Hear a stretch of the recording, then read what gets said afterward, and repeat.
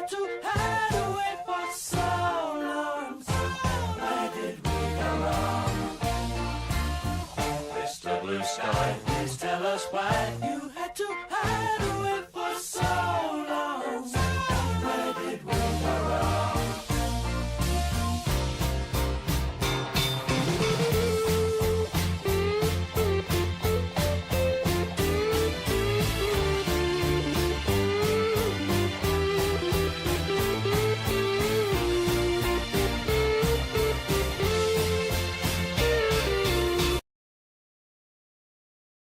Indeed. All right. Good morning, good afternoon, good evening, wherever you may be, and welcome back to Honey Badger Arcade. My name is Brian. I'm here with John, the problematic white guy, and this is the Week in Culture, where we're going to be, well, there's a lot of cultural news. We're going to be discussing the cultural news of the week and putting our own little spin on it, trying to like dig a little bit deeper, maybe look at what's really going on. What are some things we can learn from what's happening? And hopefully that will help us to understand like why we're in the situation we're in, and then we can use that knowledge and wisdom to carve a new path forward, because our old media is under attack, and for the most part there isn't a lot of resistance to that. It's just allowing itself to die. Indeed. So all right, John, how are you doing? Oh, awesome as always. Been busy doing production work for people, and just kind of making plans on getting my own Rumble channels up and running now that I've seemingly got a little bit more free time during the week that I can put towards it. I decided, what better to do with free time than fill it up with personal goal setting. So that's that's pretty much been it. Of course, a little bit older now. What birthday was a couple weeks ago, so just trying to deal with the ever increasing pains that happen as you get older that you can't really explain for any reason other than it's like, well, I guess I'm in my 40s now, so some days I'm gonna wake up with some pain. Yeah. Yeah. So yeah, no real complaints though. Everything's good. All right. How's the weather up there, by the way?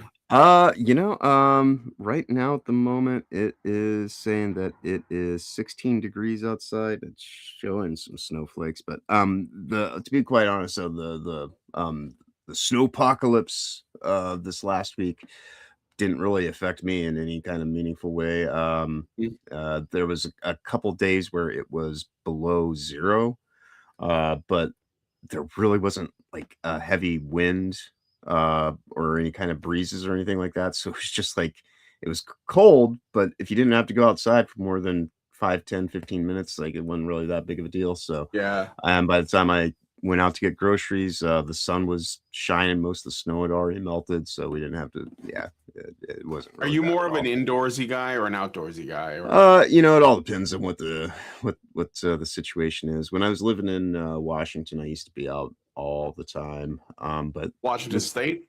yeah.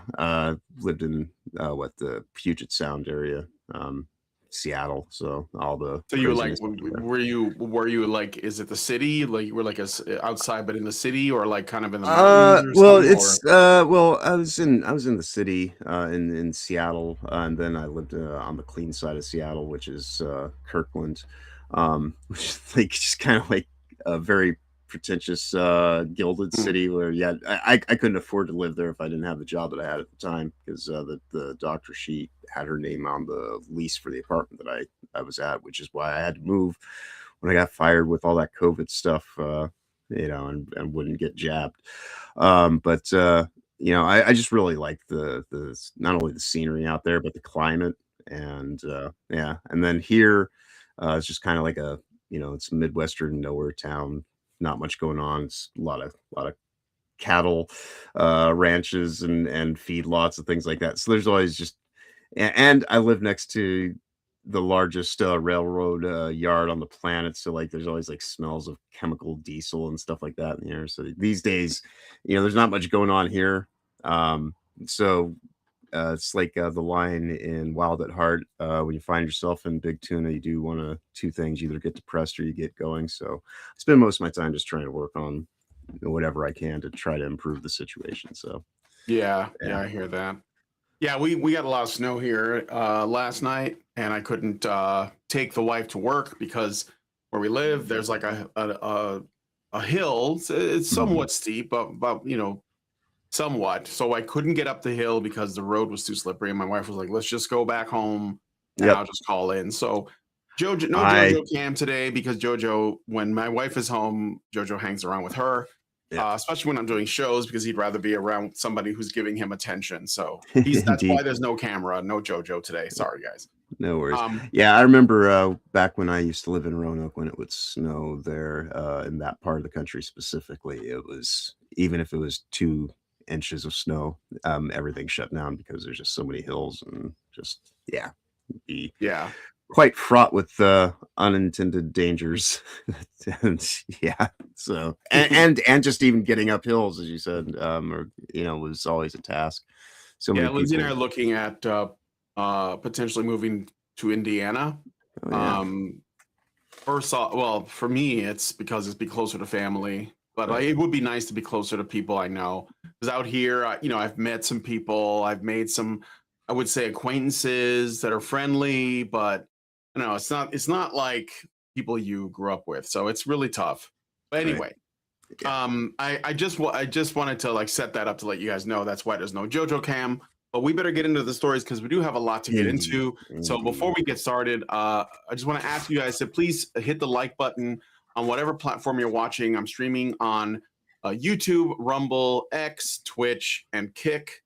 And wherever you're watching, go ahead. And please, if somebody's on Kick, please go in there because I feel like it's just bots that are on Kick right now. And I know that Kick was there's a lot of big people that stream there, but it seems like I'm, at least for me anyway, I'm just getting the robots that are trying to get me to Yeah. join their discords. So Yeah, I I'm believe, that, the way that, Kick works is that, whenever you start a stream, they immediately send 5, bot accounts in there just to make you feel like you're not in a room by yourself, and that the whole business exists as just a way to, launder money for, the online gambling. That's, it's Yeah, right. yeah, the company that owns it, The Kick, they're like gambling, the company that owns Kick. Yeah, yeah, they do Oh, online gambling, or betting or something like that, specifically, and so I always am just, of the belief that this exists as a way to wash the money. yeah. Hey, you know what? That's interesting and it makes sense. Right. Okay, well, I could talk about online gambling because I've noticed that it's become like a really big thing lately, like ads for it on streaming services and Mhm. YouTube, etc. I see ads for like betting and stuff everywhere, and it's like, dude, for some reason, it just irks the shit out of me. It really Right. does. It irks me that I even see that because I saw this guy. I guess we are talking about betting now. So I saw this guy. He was a guest that was on Tucker Carlson's show a while Mhm. back, like a few months ago, probably. And he was looking at like the economy and stuff. They were talking about the economy, and he was talking about how one of the ways they count the economy is through this online betting. They're seeing the money moving around in here, and Mhm. they think that's a benefit. But he's like, but betting doesn't produce anything. Right. So it's like a really big industry. Like it's really easy to make money doing that, and Mhm. it's very lucrative. And he was like one of these Zoomer guys that was like looking for business opportunities and trying to like help other young guys that are looking for opportunities. And he was like, "Yeah, this is big, but it's like exploitative by its very nature, Right, right, and 'cause it it doesn't doesn't actually lead actually. to You don't anything. make anything. You're just like taking other people's money." Mhm. So, so yeah, and it's not illegal in at least in some states. Like I know that it was illegal in Chicago, but like here in Virginia, I don't think it's illegal. So it's kind of like a problem. Like I think it's really a problem. Like, Yeah. you know, so ironically, I'm playing New Vegas right now and I'm not doing any of I think I played the slots once and I was like, I'm not doing this anymore. Right. Um, so yeah, something about the gambling thing, like especially the sports gambling, bothers me because I grew up with my dad, and he's my dad was like big into watching the football, baseball, and basketball, Mhm. and it was like a family thing. Like when especially when our team went to like whatever the finals were, World Series, and NBA championship, whatever. And it was like a big thing. We'd have the food out there and, we'd be listening to music and watching the game. And it was like a family thing. Yep. But now it just seems like, I don't know, it's like this weird, like, I don't know, shell of what it was. And, Right. and now it's all about like betting and stuff. And it just bothers me. But anyway. Yeah. Okay, so with that said, that's another divergence. We're going to get into the stories. I'm asking you to like the video, and let me give a shout out to the people watching in the chat. So hello to Murder of Crows, says hi guys. Norwegian Black Templar says hi, what's up?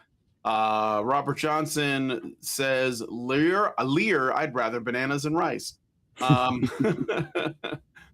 Thank you. Gabriel says hashtag justice for JoJo. I think he is where he wants to be. And let's see.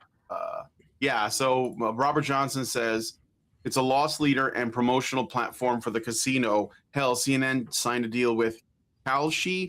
Twitch is hosting ads for them as well. Yeah, I see these. Yeah, everywhere. that was the thing I was going to bring up. We were talking about betting. Is I'm more concerned about the CULT-ure thing that's just making bets on everything. But yeah, that's nuts, man. That's nuts. It just really, like, I don't know. There's something about it that just is dark. But anyway, okay. So speaking of dark, we're going to get into today's stories. Let's start by talking about Starfleet Academy, because everyone's talking about this right now. Now, look.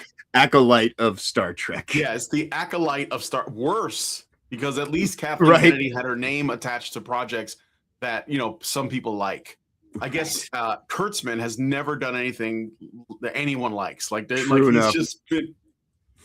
So, yeah. Okay. Full disclosure, I'm not a Star Trek person, not hugely. I'm like, I guess you could say my attachment to Star Trek is entirely peripheral. Like, my friends were into it, and sometimes I would watch things with them. I've seen a few episodes of The Next Generation. I've seen some episodes of the original series, which I actually liked. I liked the sort of like serialized nature of it, the original series, right? And how it was unapologetically a little bit campy and kind of like leaned into itself. And I enjoyed that. Like, I never took this stuff very seriously. I've seen some of the movies. I still think that Wrath of Khan is the best Star Trek film.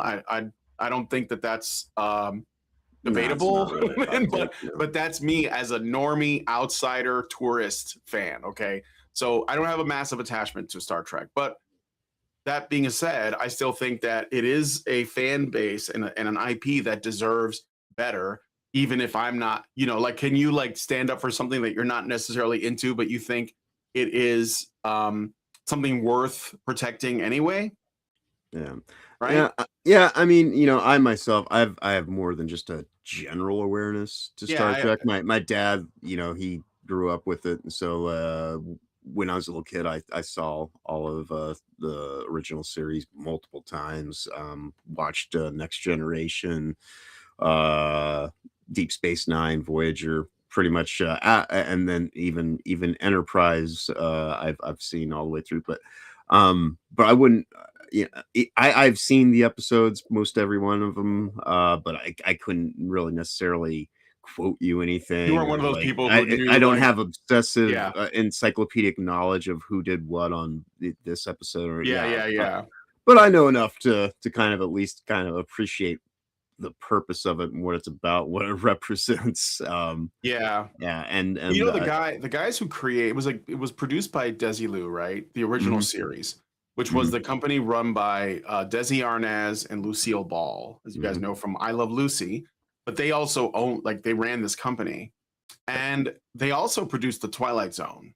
It was the same people, and they were putting like social commentary in all of those things. They were putting it in I Love Lucy, they were putting it in Twilight Zone, and they were putting it in Star Trek, but they were doing it in a way that was, like where the desire to tell a good story came first, and like the other stuff came after. Like they imagined in Star Trek, for example, that we would live in a time where, like basically race was like not just like foregone, not just like a forgotten concept, Right. but it was like almost like primitive to like mention, right? Do you Right. remember there was an episode of the original series where I think I don't know if it was a simulacrum or a clone or what, or from another time period, but they got Abraham Lincoln on the Star Trek on the Enterprise. Mhm. Like Abraham Lincoln was on there, and he meets Uhura, who's a black woman, and he's and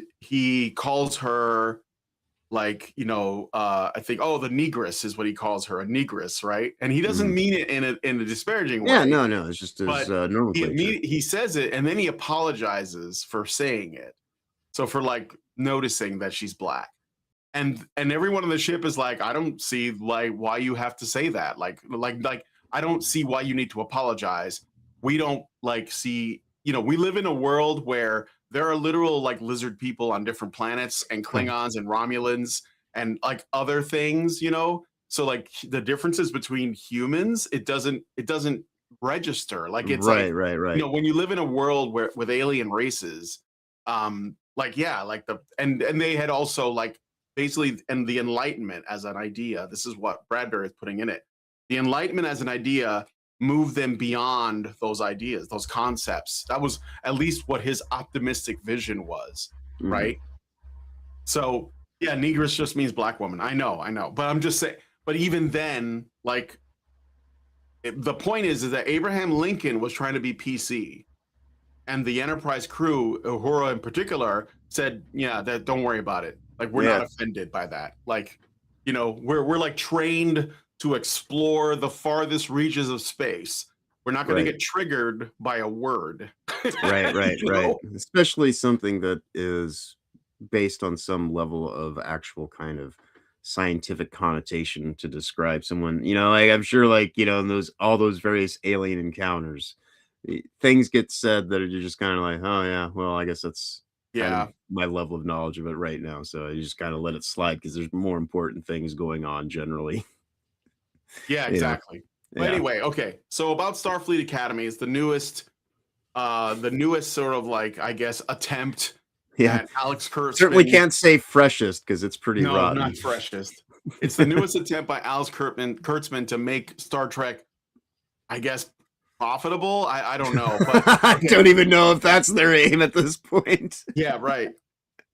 So Star Trek Starfleet Academy, which launched in January of this year on Paramount Plus, represents a disheartening dilution of the franchise's once robust spirit. While critics have showered it with praise, yes, of course, citing at 87 to 89% Rotten Tomatoes beater, which, by the way, is higher than The Wrath of Khan. Right. By like Let a that point. sink in.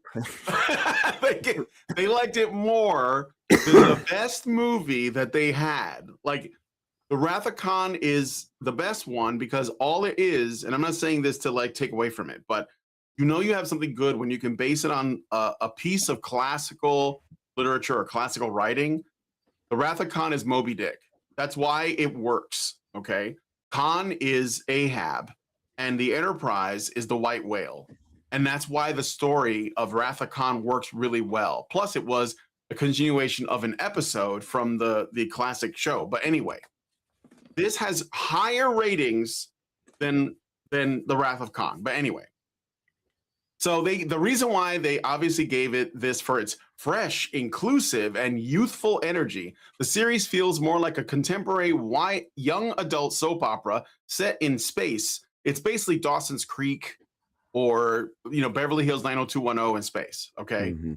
Like that's why I put Saved by the Bell. I couldn't think of something more One clever than that. of the people I know online calls it Melrose Space, which Yeah, that's pretty good. Melrose yeah. Space, yeah. So anyway, more than like that than an actual worthy successor to Gene Roddenberry's optimistic vision of human exploration and unity.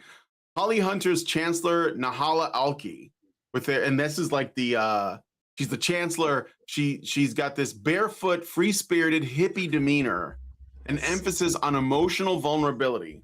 I don't think she's pictured in this image, but she's on the thumbnail. Okay. And I watched some clips, just like little bits of her behavior. She's like a kindergarten teacher.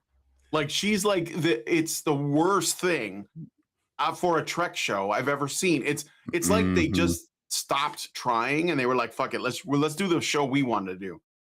But anyway, so she is a barefoot, free-spirited demeanor and emphasis on emotional vulnerability, anchoring a narrative heavy on teen rivalries, first loves, relational drama, and personal trauma recovery in a post-burn federation. The result is a show that prioritizes hormone-fueled interpersonal conflicts and empathy building over bold scientific discovery, moral dilemmas rooted in reason, or the rugged sense of adventure that define classic Trek. What stands out most critically is the pronounced feminization of the series. Yes, it's absolutely feminized, which shifts the tonal and thematic center towards female-led perspectives in ways that feel forced and exclusionary. Women dominate leadership roles. Hunter's Chancellor, Gina Yashir's Laura Thok, these are the worst names. Trisha Black's Lieutenant Rourke, R-O-R-K, and others, while male characters often serve as foils for emotional growth or comic relief, with storylines revolving around relational dynamics, identity struggles, and inherited brokenness rather than competence-driven exploration. This approach, amplified by heavy inclusivity, diverse body types, disabilities, like there's like people in wheelchairs. This is like the year 20-something thousand. Like it's really far in the future. Okay. Right. Wheelchairs in space. And there is a guy in a wheelchair, and there are people with like varying kinds of like neurodivergence. Like they have Asperger's. Yes, they have a hologram that is supposed to be a hologram with like mental problems. Yeah. Why would you make that? And that's another thing too. Is like Holly Hunter, the captain, over 400 years old, and she's still caught up in emotions. Yeah, I think at 400 years old, you're probably like, I'm ruled by reason and common sense, and I've been around enough to actually kind of get past the foofy bullshit of how I feel about something, and let's like actually like, I don't understand how someone can be a free spirit for 4+ centuries. Exactly. So let's so you guys understand, okay? The technology in Star Trek, I jokingly called it poof tech because it basically did whatever. Like once you can travel through time and like create matter from nothing, like with the replicators, I guess they use it to make food. Like they literally don't have to hunt for food anymore. They don't have money anymore. I remember Picard saying that, like they don't like it's a post-money world, right? I mean, lefties say it's a communist utopia, whatever, but only because it's like because there's no more scarcity. That's the only reason why. Like once you're in a post-scarcity world, then yeah, you can live however. But my point with that is whatever criticism you might have of the setting originally, they are at a point in the technology that there shouldn't be fat people, there shouldn't be retards, and there shouldn't be disableds. They shouldn't even exist because we have the technology to fix it. Like no one wants to be in a wheelchair. I'm sure you ableist. Ask somebody, do you want to be able to walk or not? Ask a blind person, would you like to be able to see? Right? Like Geordie LaForge, right, from the Next Generation. They gave him a thing so he could see, I assume. I don't really know how it works. But so much to the point that his technology was so good when they offered to do the surgery to give him the organic eyes, he said, no, I prefer, I prefer this. Yeah. He'd see better than people who have natural eyesight. Yes, right. So like, this show, and it was one other thing too, is that I guess the show Picard, like which I didn't watch either, but on the show Picard, they kill off Picard and then they resurrect him by taking his consciousness and putting it in a perfect duplicate of his 92-year-old self. Right. Why would you do that? Like that was already dumb, but they were able to take his consciousness and put it in another body. So again, why are there fat retards that are crippled on this show? Why do they exist? Like, that's what I'm saying. Like, this is 1,000 years after that. Yeah, this is exactly like, have we forgotten how to do these things? Like, that's what I'm saying. Right. But okay, I'm getting So it's not just that. Like you have, because they're trying to do the body. They're trying to represent different Mhm. body types and different kinds And of people and evidently, different. teleporters can cut your hair and change your clothes now. Really? Yeah, Why? why not? I guess. Okay. But you're still in a wheelchair. You can just Right. have a different Right. shirt, and you can give yourself a mohawk or a buzz cut, but you're still in a Right. wheelchair, cripple. Right. But Right. anyway, but that's it's by choice. It's by choice, guys. So this approach, amplified by heavy other things, like not just the body types and the disabilities, but they also have obvious LGBTQ plus relationships and polyamorous alien family structures in the Klingons, by the way, which Mm. I'm going to come back to that. Comes Yeah, across as performative DEI, checkbox ticking rather than organic storytelling.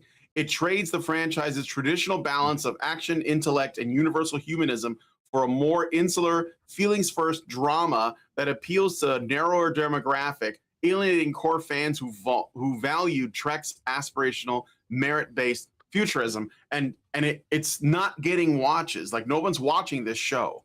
that's Did right. you know? Did you know about what Nerdrotic did? Yes, yes. He- The So Spock.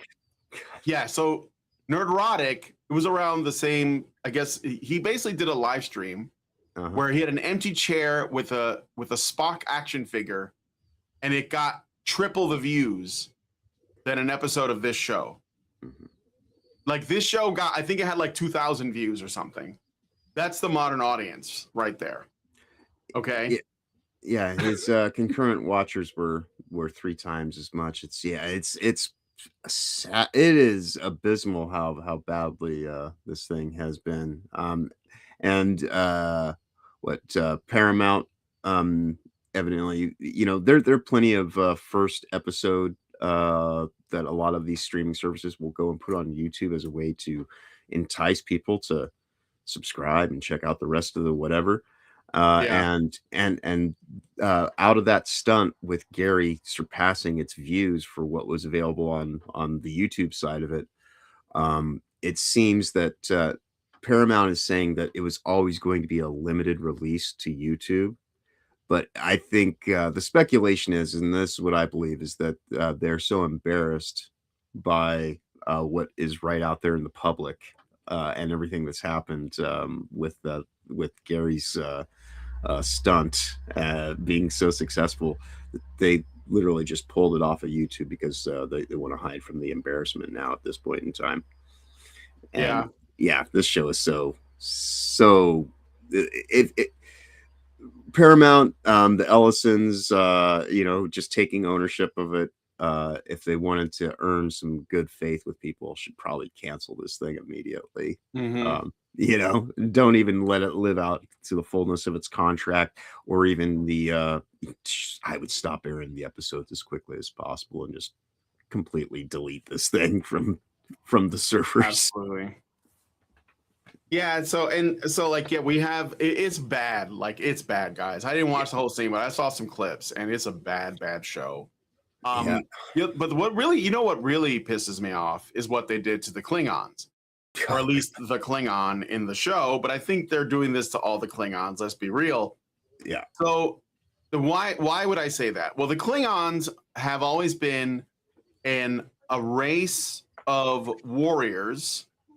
And like almost every like science fiction show has that sort of stereotypical warrior race. Mhm. Like I'm trying to think of some other examples. They're the most recent insult, to my understanding. They are basically saying that the Klingons use the word warrior for like a master. So you can be a warrior chef.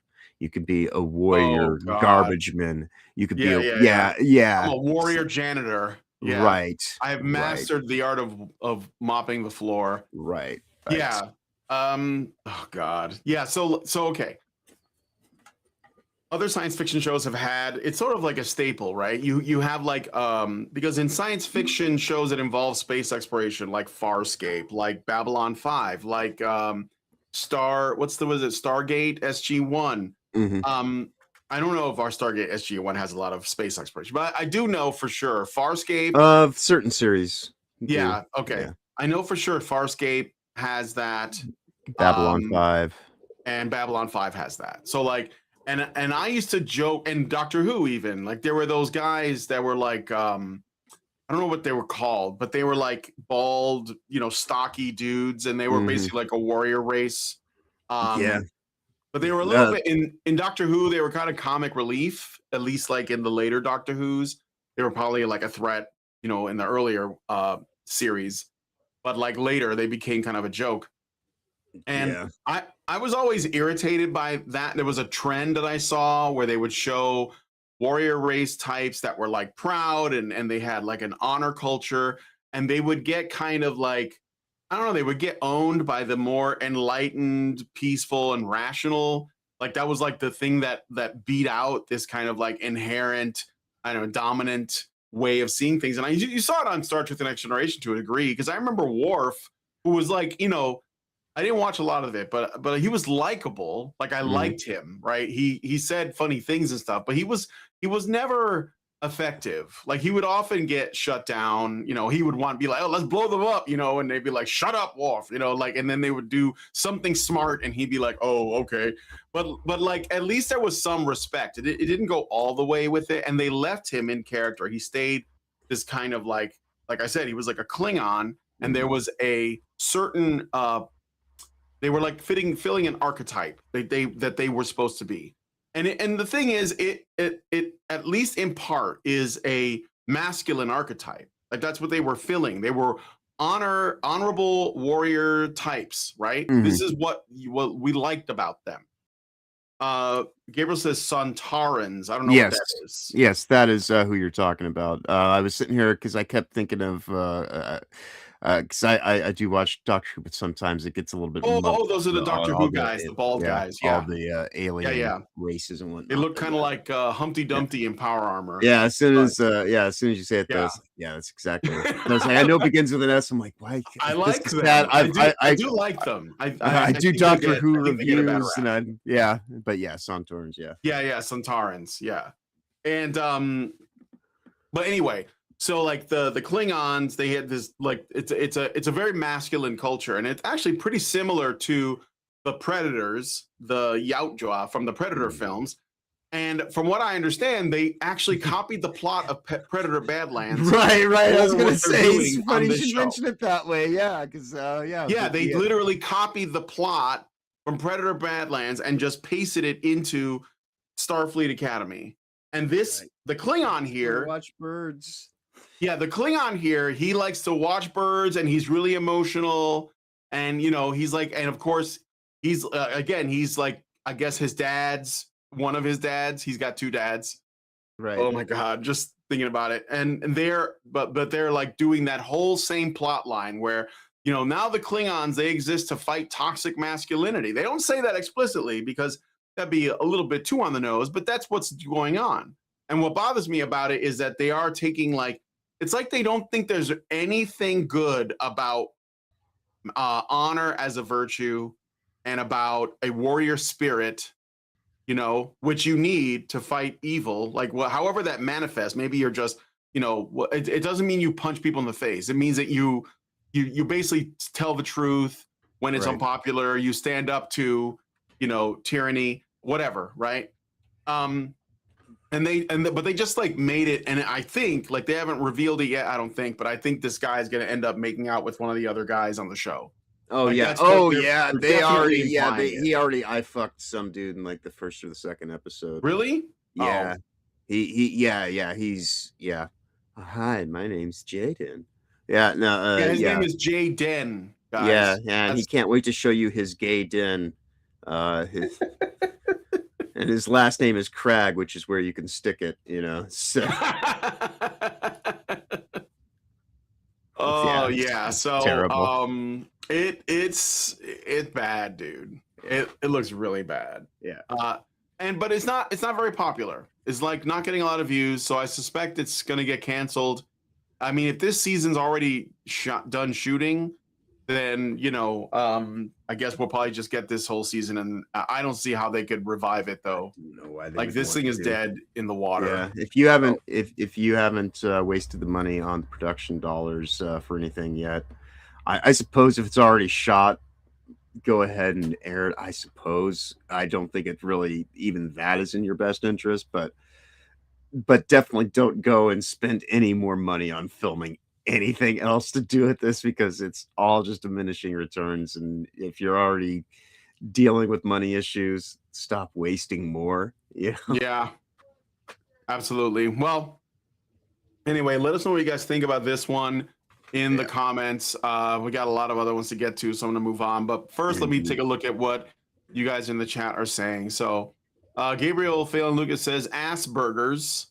Norwegian Black Templar says, gentlemen, I regret to inform you that women, yes, it is women in charge of the, they're doing a lot of the writing and they put a lot of girl bosses in it. It's just bad, dude. It's just really bad. Yeah. The new starship even looks like a vag, you know. Oh God. Yeah. Yeah, it looks like it's got labia and a clit. I and can like see the that. whole thing I can is see that. and the whole thing is like detached. So like they use teleporters basically to just move through rooms now. Like that's Yeah. what I mean by they're like, well, let's just go ahead and put in their technology where it can cut people's hair and like change their clothes. And it has just become anything that they need it to be. The soap. It's Yeah, a soap, it looks like, and that's the it's worst. terrible. Yeah. Oh, I have not watched it directly. I watched it through and through Desperoux's reviews, which are Oh, okay. absolutely madcap insanity. But yeah, it's Jeez. okay. All right, Zeranx. Welcome to the show, Zeranx. He says teleporters providing character creation is wild. Now it's clear that the original dies during teleportation. Yeah, I see what you did there. Murder of Crows says the crashing out is epic and puzzling considering someone should have caught onto the fans' pulse by this time. Are we not 10 plus years in of everyone being fed up with this shit? Yeah. Well, I mean, look, the thing is that these people, they have too much pride and they don't have the ability to say, you know what, maybe I'm wrong. Maybe, you know, maybe I'm out of touch. But no, like Principal Skinner, it's the children who are wrong. It's the fans who are wrong. They don't know this stuff. I know this stuff. So Robert Johnson, the latest one that comes to my mind was the last Predator film. Yeah, Predator Badlands. That was another look. If it was masculine at some point, it needs to be deconstructed. That's what they're doing. I mean, that's what it is. Like honestly, it's an attack on masculinity through the media. Yeah, because even calling it feminization is a furthering of the attack because it's masking what it actually is, which is demasculization. And yes, you know, it does come from a feminized worldview, but it's sort of like a feminization that exists in opposition to masculinity, which is why they put a bunch of like, you know, slash fiction in there. It's like it's not normal women. It's like these, you know, SSRI filled sort of like delusional awfuls that are that like they want to see queerness and everything, but they are women though. Like it is women, but they're like, you know, just these loony women, like these. Yes, and there are two. There are legitimately in the show. There are two gay PE coaches that look exactly like how you would expect them to. Yes. I remember there was like, yeah. It's everywhere you look in that show is just god. Murder of Crows says Predator circumcision. Did you say yes? Badlands, right? Norwegian says the Klingons were one of the more interesting races. Yes, they were. They were. You know what? The one with Christopher Lloyd? Yeah, he played a Klingon in one of the earlier movies. I think that was probably one of the best representations of a Klingon. The most, I mean, because Christopher Lloyd, he just is a great actor. He just has fun. Yeah. So, okay, Mr. 303 says subversion is the name of the game. And then he says, I miss the times when slash fiction was in the dark corners of the internet and not on TV. Yes, for sure. Anyway, all right. Let us know what you guys think about this one in the comments. We got to move on to the next terrible flop. So let's talk about Highguard. Oh. Sorry. This is amazing. Okay, Highguard, a free-to-play PvP raid shooter developed by Wildlight Entertainment, the studio that was behind or is composed of former devs behind Apex Legends and Titanfall. Yeah. Launched on January 26, 2026 across PC, Xbox, and PS5. So it's free to play. It's a PvP shooter, and it's on 3 platforms. Revealed as a surprise closer at the Game Awards of 2025, the game features 3v3 with a recent experimental 5v5 teams of arcane gunslingers raiding mythical continents, securing bases, looting, upgrading gear with magical abilities, and destroying enemy strongholds amid escalating battles. It debuted to strong initial interest, peaking around 97,000 concurrent players on Steam. It's not very good, considering it's freaking free, though post-launch marketing was notably sparse. So, like, critics reacted with mixed reviews, but generally optimistic about its ambition, earning a Metacritic score of 67 out of 100 from 5 reviews. Outlets like IGN praised its compelling new game mode and snappy gunplay, while others highlighted the innovative blend of raiding, base defense, and open field combat phases, noting solid foundations and live service potential via monthly free updates. However, player reception, in contrast, has been overwhelmingly negative amid a rocky debut, with Steam at mixed. That's 42% on Steam. Metacritic user score is at 2.2 out of 10, and Xbox at 2.9 out of 5. Common gripes include severe performance issues like frame rate drops, stutters, crashes, buggy settings, oversized and empty maps for small team sizes. So it's like a 3v3, so that's not a lot of people, but the maps are really big, apparently. Yeah. Leading to infrequent fights, lack of content, and balance problems, fueling accusations of review bombing, but backed by widespread technical complaints.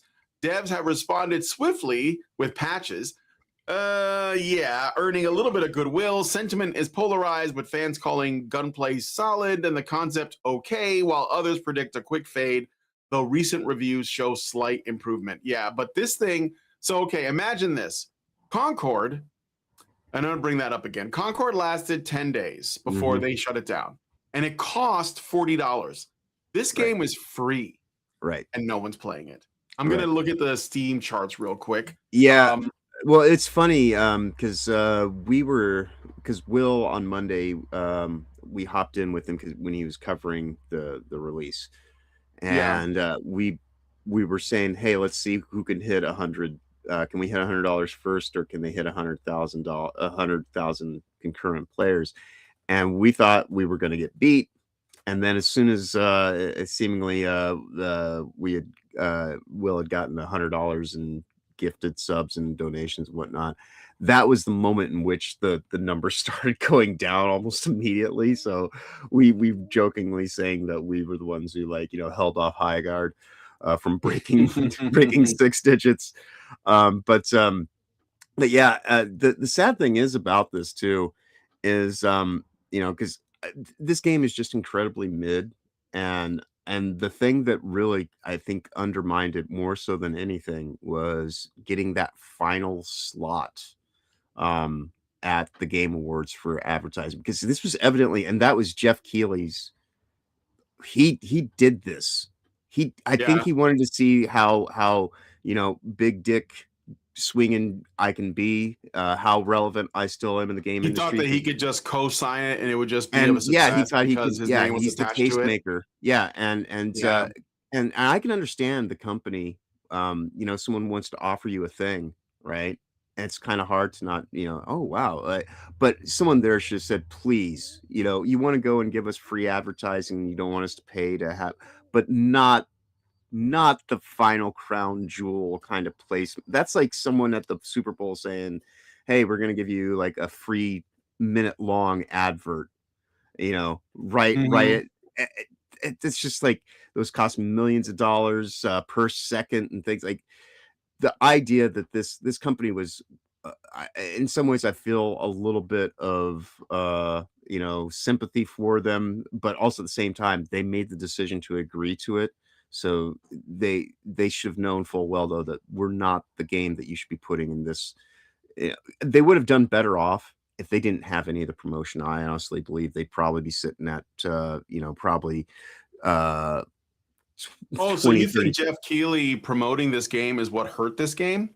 I think that is ultimately the thing that, yeah, because it put too much of a high profile kind of spotlight. It's like taking somebody who's not ready and putting them in the main event slot at WrestleMania or something like that. Like they just don't have, 'cause you have people in this thing worked on League of Legends, worked on Apex. Not that I'm really even a big fan of those games, but they would have had people who could have at least maybe taken the concepts, because I think the reason for the giant maps is because they wanted this mounted combat. They wanted gun jousting to be a thing, right? Mm, And I think that there's a way you probably could have maybe organically grown that. If but when you have like this spectacle put on to where this is gonna be the new hotness, guys, and everybody has to get in on this, and you're introducing a whole new kind of form of combat play, which is mounted combat being the thing that's gonna set this apart and make it unique, and you're just expecting hundreds, thousands of people.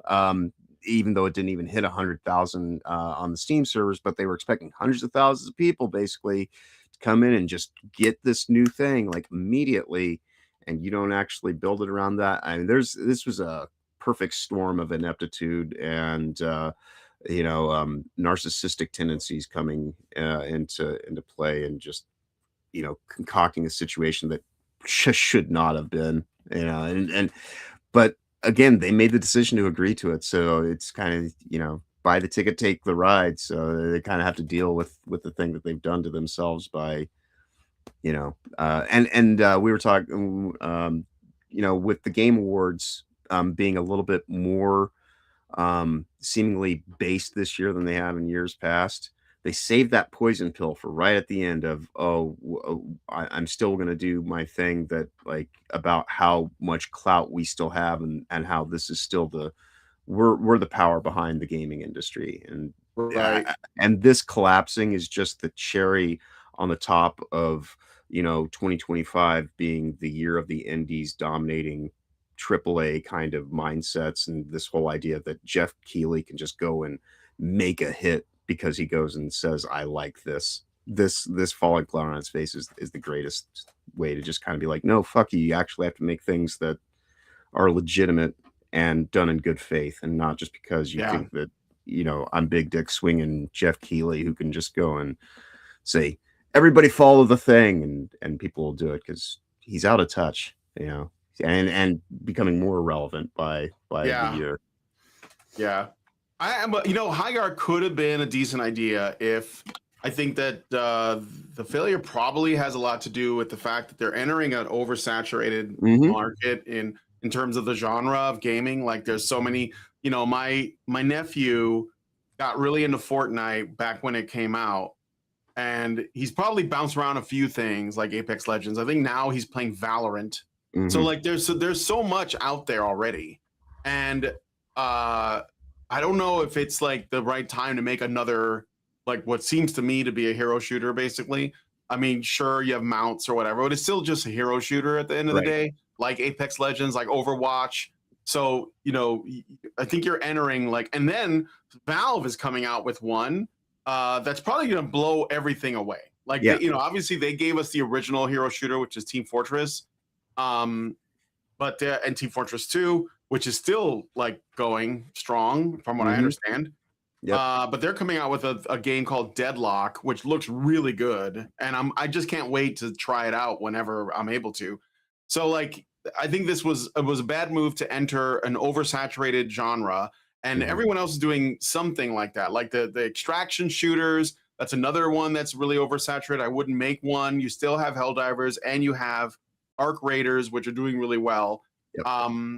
So like, yeah, this was probably a bad move for that reason. And if you were going to do that, you have to like find a way to really stand out. And I don't think that, gun jousting is enough. Right. You definitely need more characters. I mean, 3v3 too.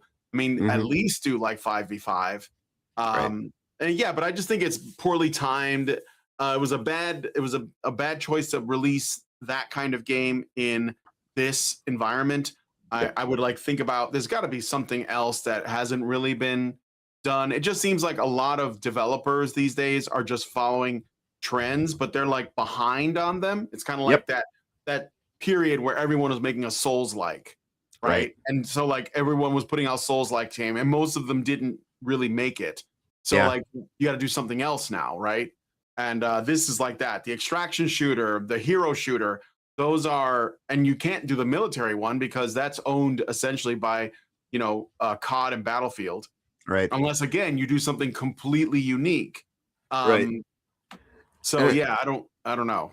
But, yeah, and unfortunately, that is kind of like the because of the overt corporatization of the gaming industry. You'll see these things that people latch onto that are just kind of organically like everybody. There is something that is new and different, and everybody goes and it's not. And then the corpos immediately are like, "We need our version of this." And so in 2 to 3 years after all the you know, because people are firmly entrenched in that first thing, and it creates the foothold. And by the time all this sea of others comes to join it, people are either firmly entrenched in the thing that they've been doing for years already, and they don't give a shit about any of these other things, or the fad has already passed, and you know now everything just kind of suffers and fails. So I don't know. I think their best course of action here is probably going to be like the guys from Splitgate, and they're just going to call this a beta and maybe relaunch it.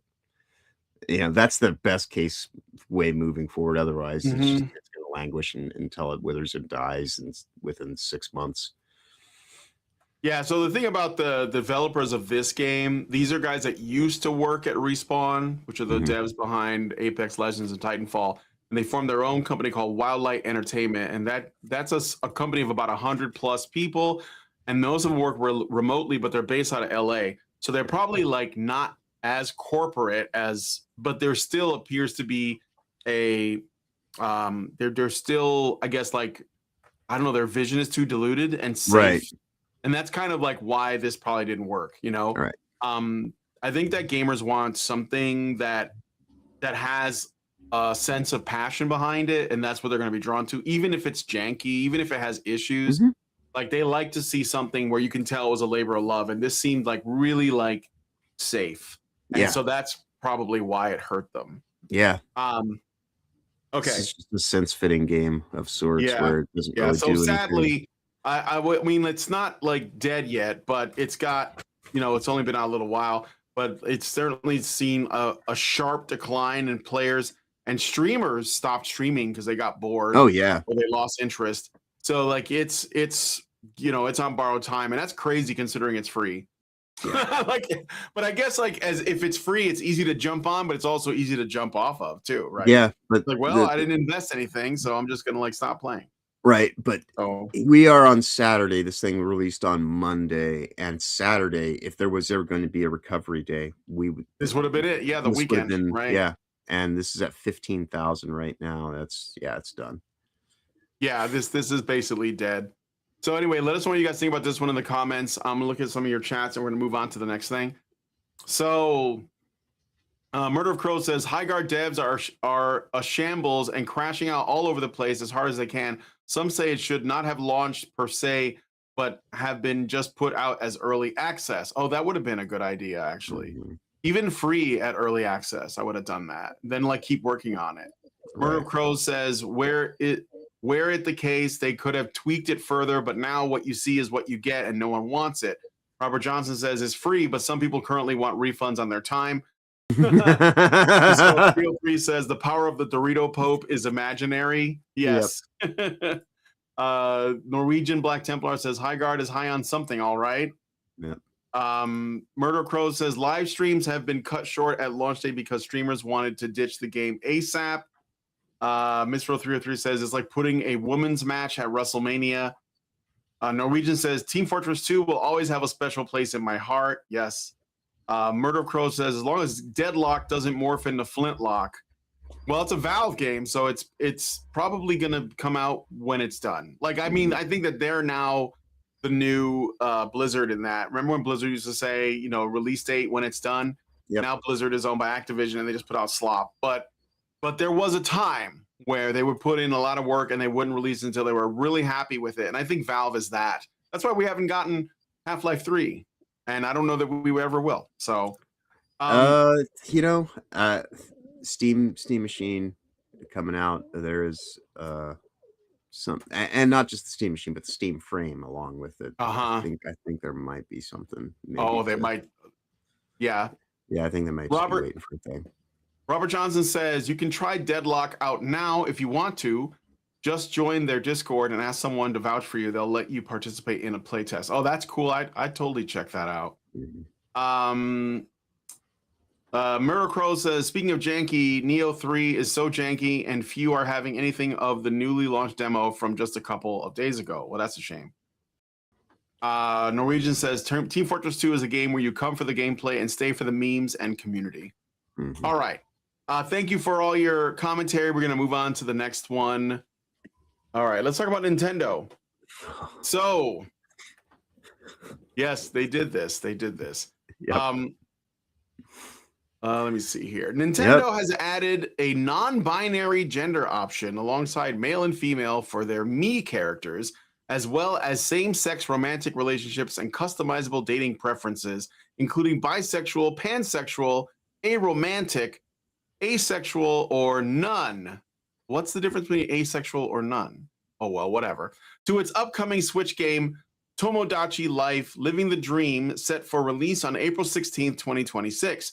Announced during a January 29th Nintendo Direct, the features fulfill a 2014 company pledge made after backlash to the original 3DS Tomodachi Life's lack of same-sex pairings, sparking the hashtag #MeQuality campaign. Oh God. Where Nintendo apologized, never do that, citing unfeasible Well, they not only post-launch apologized, changes. they went and they put a gynocentric girl boss in as the In charge, president. and promise greater inclusivity in future entries. Outlets like That Park Place frame it as Nintendo caving to activist demands amid cultural pressures. But of course, the activist types hail it as a long overdue win for LGBTQ plus representation in the quirky life sim, though it has drawn anti-woke backlash online. God, why Nintendo? Why? Yes.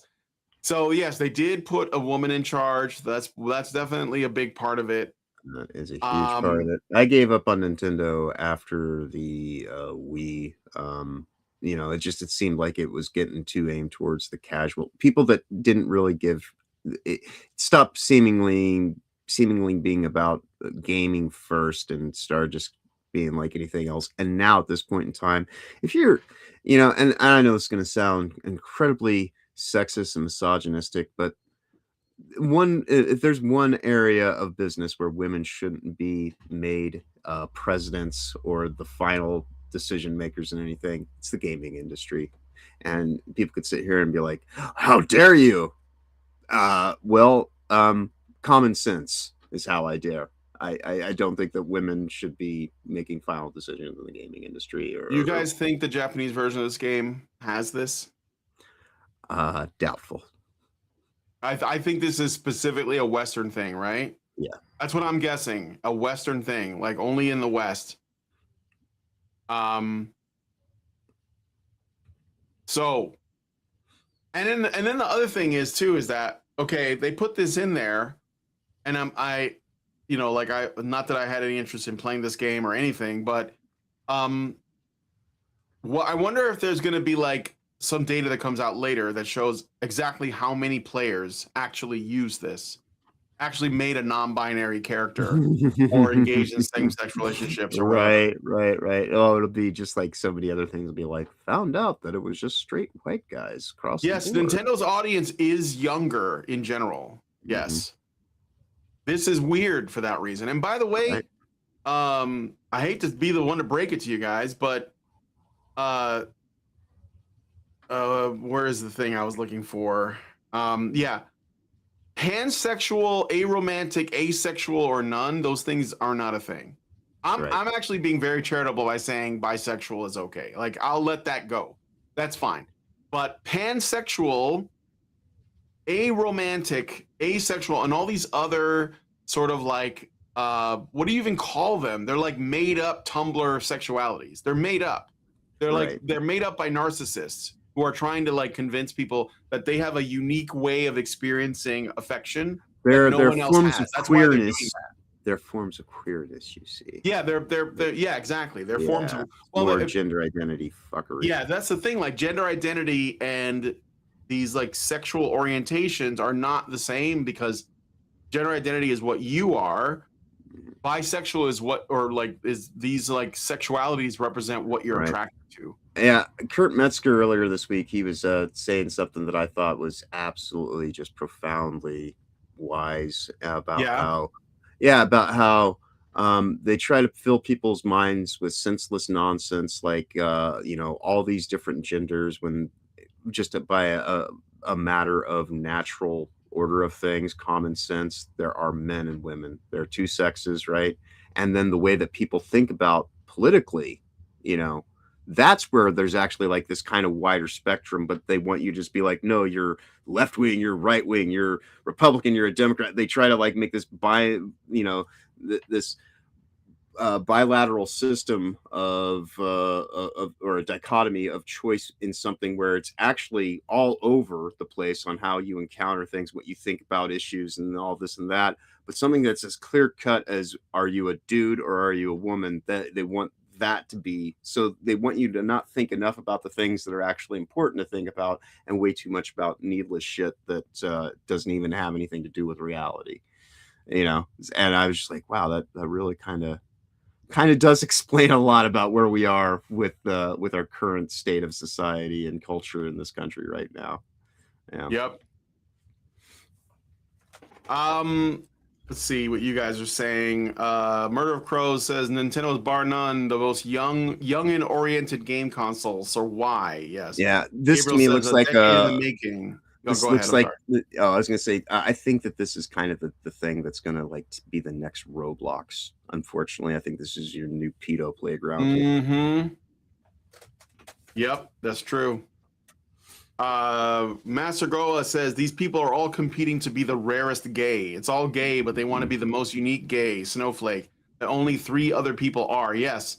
No, Yep. because it's how they stand out. It's like why is it the same people color their hair like some kind of poisonous frog, or have like piercings all in their face, or they wear, like, I don't know, like goofy ass clothes.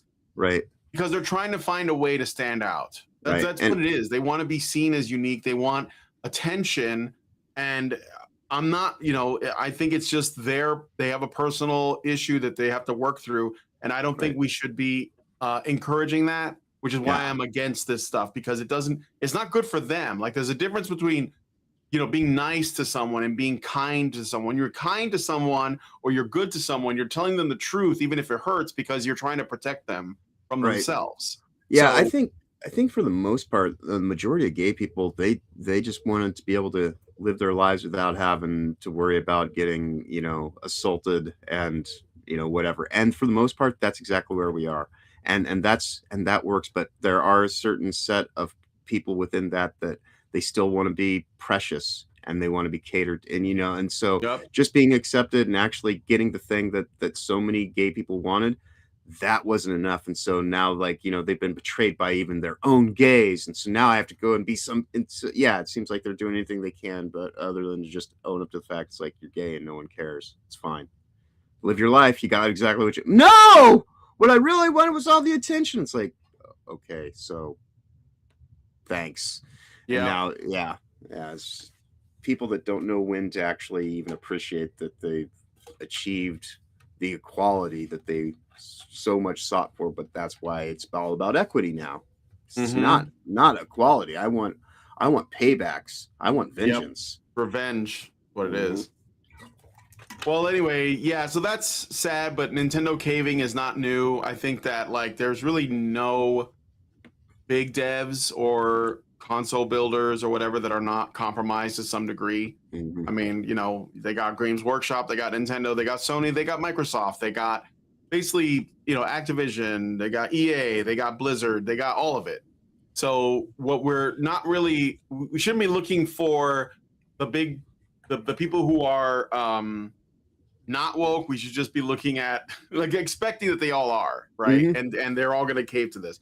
But what we should do is simply say, okay, so we'll follow up later and see how much money you lose or how little you benefit from doing this. And then we'll go from there. So, all right. Anyway, let us know what you guys think about this one in the comments. I'll read a couple of your comments and then we'll move on to the next one.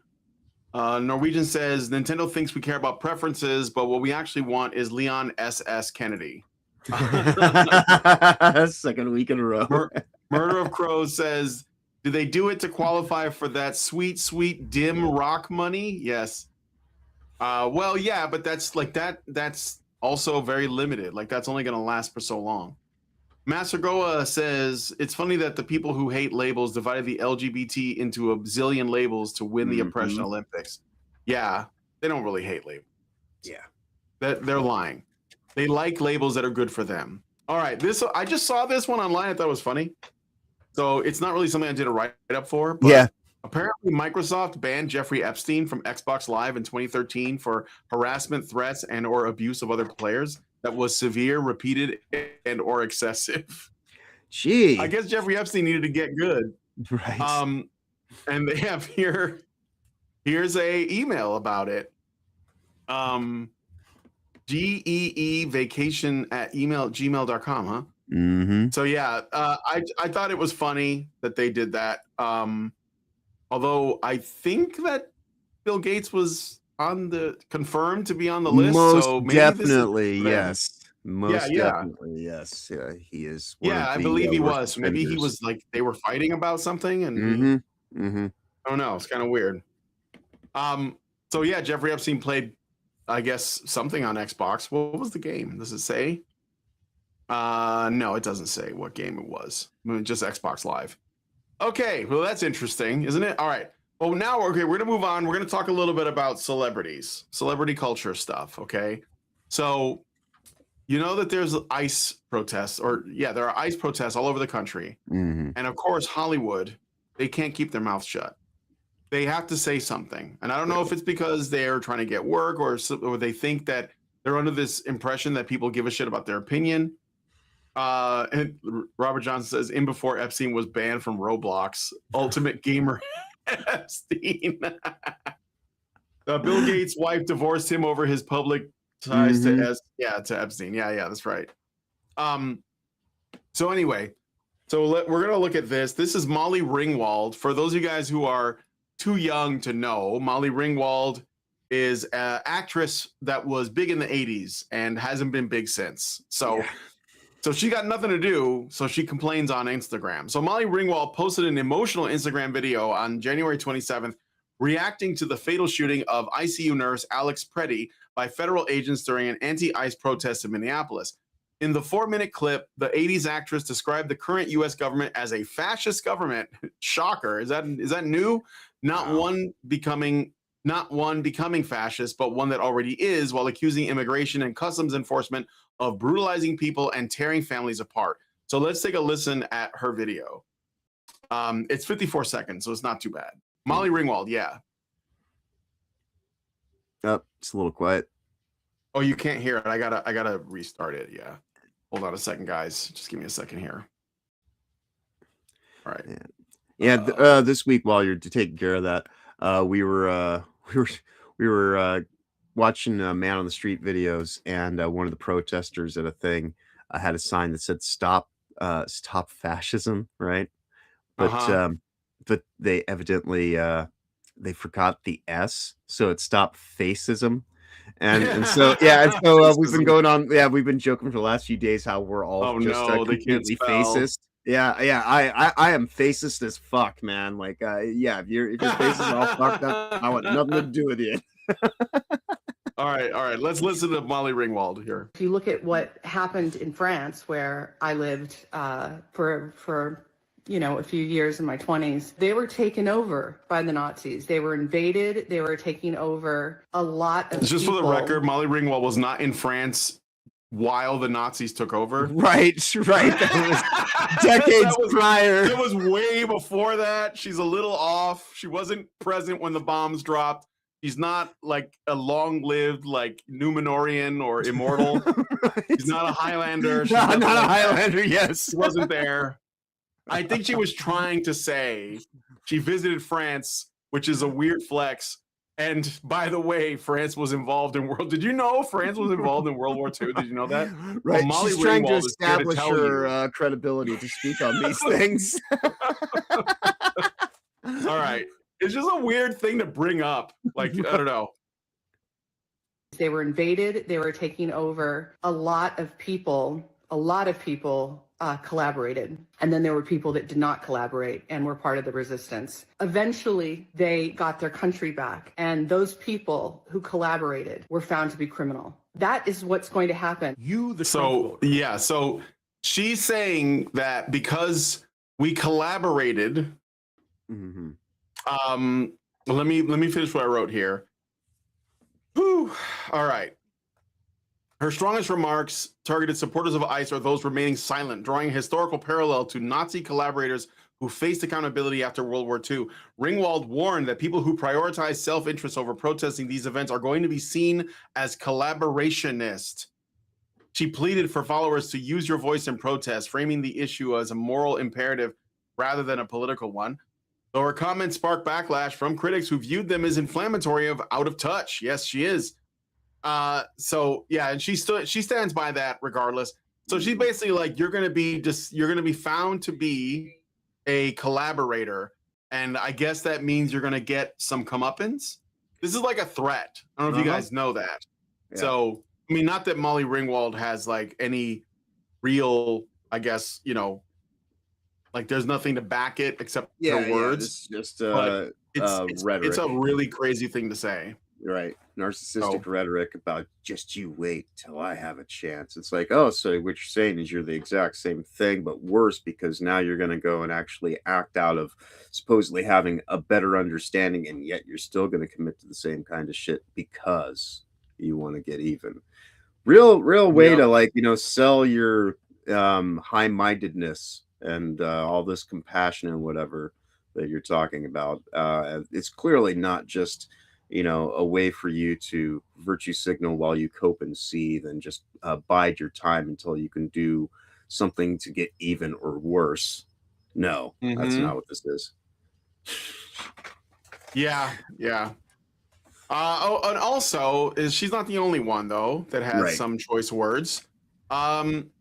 This, I don't know if this is a good clip. I'm gonna see. Maybe I can. This might not be the best one, but I'm okay. This might be better actually. Second. I have Giancarlo Esposito, who is an actor known for basically he was in everything. Yeah, he's a guy that they've been putting in everything lately. He was in Breaking Bad. He was in The Mandalorian. He was in The Boys. He was in, and I remember him from he was in Do the Right Thing, like back in the day.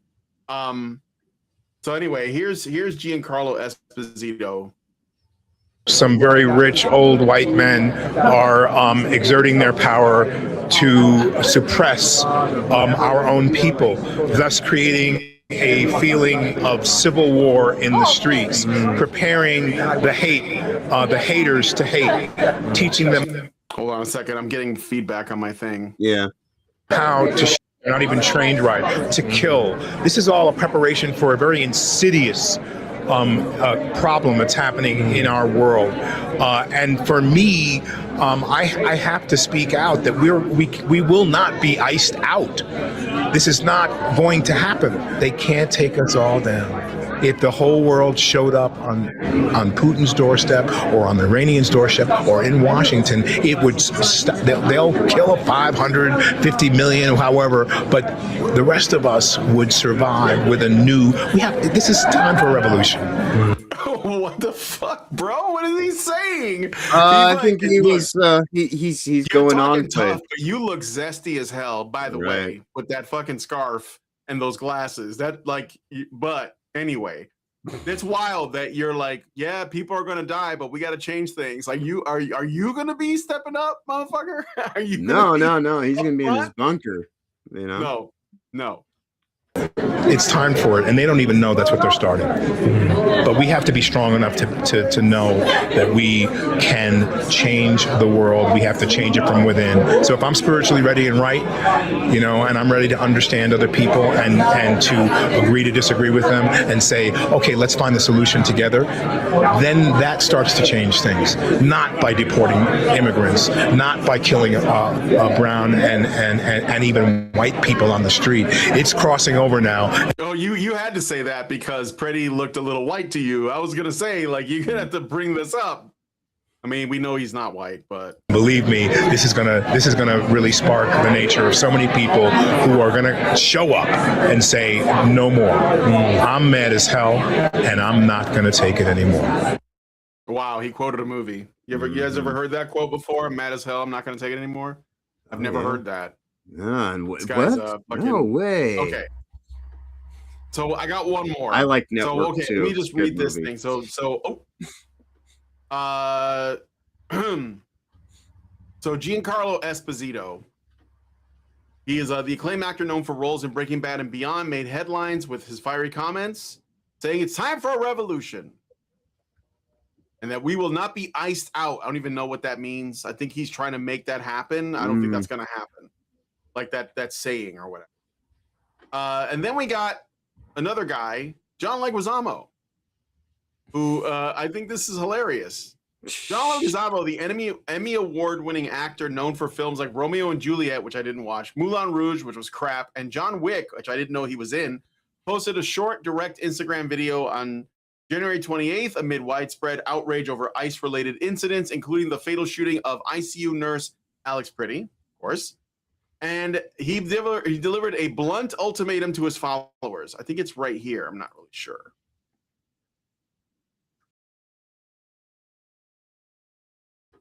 Oh, oops, sorry. Hold on a second. The volume thing went all the way down. No worries.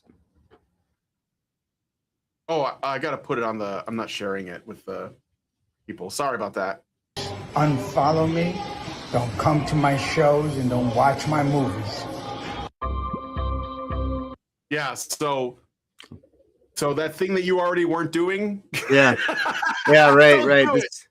Do Yeah. Like, unfollow me, don't watch my movies or my shows. Okay. Do you remember when Rachel Zegler said that? You guys remember that? Yeah. And what's her name? Didn't the chick from The Acolyte do something like this too? They Never learn. Never will it happen. No. And yeah. and the funny thing about it, much like what Ubisoft said, get comfortable not owning our games. Yeah. I got no problem not buying your games, dude. Like all you're doing, accepted. Your terms are acceptable, John Leguizamo. I don't pay attention to what you got going on since you were Luigi. And even that is kind of like, it's not, I don't watch it because you're in it. You just happen to be there. And I did. I can't watch the original Super Mario Brothers movie because John Leguizamo was in it. Right. Oh well. But right. I can't watch Romeo and Juliet anymore because I want to do that all the time. I was told not to. Right. Yeah. Oh man, it's hilarious. Wait, I got another one. I got one more. This is like what's happening everywhere because whenever we have some incident, these fucking, and they're not puppets. They're not being controlled. No. These people they're just ideologically they're captured, zealots. They believe this with religious fervor. Okay, they do. They believe this. So next we got. I mean, this shouldn't surprise anybody, but Bruce Springsteen and Tom Morello. Oh yes. I'm an old wishing wanker minge.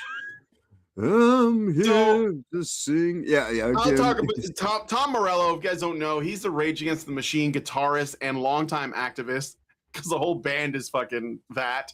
Yeah. Delivered pointed anti-ICE remarks during a high-profile benefit concert at First Avenue in Minneapolis. So he did a concert there called the Concert of Solidarity and Resistance to Defend Minnesota, which raised funds for the families of ICE victims Renee Good and Alex Pretty. Morello addressed the crowd as brothers and sisters, praising Minneapolis as an inspiration to the entire nation for heroically standing up against ICE, Trump, and what he called a terrible rising tide of state terror. He confirmed his role as an outside agitator sent to stir trouble. So he was actually another one. Deputized attendees as anti-fascist crime fighters and led chants, including performances of Killing in the Name of, that amplified calls to abolish ICE and resist federal enforcement. While Morello's comments focused on systemic critique, framing ICE actions as state terror and urging mass resistance, his fiery rhetoric implicitly targeted supporters by positioning alignment with the agency as complicit in oppression and fascism. The event, which featured a surprise Bruce Springsteen appearance, debuting his protest song, Streets of Minneapolis. Yeah. This is drew massive crowds and nationwide attention amid ongoing anti-ICE protests. Morello's words echo broader celebrity outrage. Like, I already said, Molly Ringwald, Giancarlo Esposito, John Leguizamo, but his direct involvement in organizing and performing at the rally made them particularly galvanizing for activists and polarizing for critics who saw the language as inflammatory or calls for confrontation. Yep. So I was never really a Bruce Springsteen fan. Rage Against the Machine, like some of the songs were kind of catchy, but once I really listened to what they were saying, I was like, oh, fuck these people. What were you gonna say? Well, I wonder where all these celebrities were back during the Obama administration when ICE was out in full force during Occupy Wall Street. Barack Obama completely, destroyed the concept of habeas corpus. So all these people who sit here and talk about how all this stuff just kind of came out of nowhere. No, it goes back to your hope and change man. He's the one who made it possible for federal agents to tell you to shut the fuck up and comply, and you have to shut the fuck up and comply. And if you don't, and you get deemed to, you know what? Thanks, Obama. Let's dust off that old chestnut, because if you sit here and have a problem with the state of reality today in terms of federalized officers, that started a long ass fucking time ago, and I might have certain issues because I've been saying the last few days that I'm politically John-servative, not a Republican, not a Democrat. What's in the best interest of me as an individual? I am completely in service to John, that's what I am. And I don't understand how it is that people can actually I do, but also at the same time it's confounding how so many people can just act as though this stuff comes out of nowhere and it's not building upon anything. I'm gonna mention something about that in a second, but let's listen to this. Is Tom Morello here? He was actually at the protest. So we just played a show at 6th Avenue to raise money for the victims of the murders of the ICE agents, and we're here marching in the streets on a cold day to express two sentiments: one, to defend Minneapolis, and two, to arrest the mother-flipping president.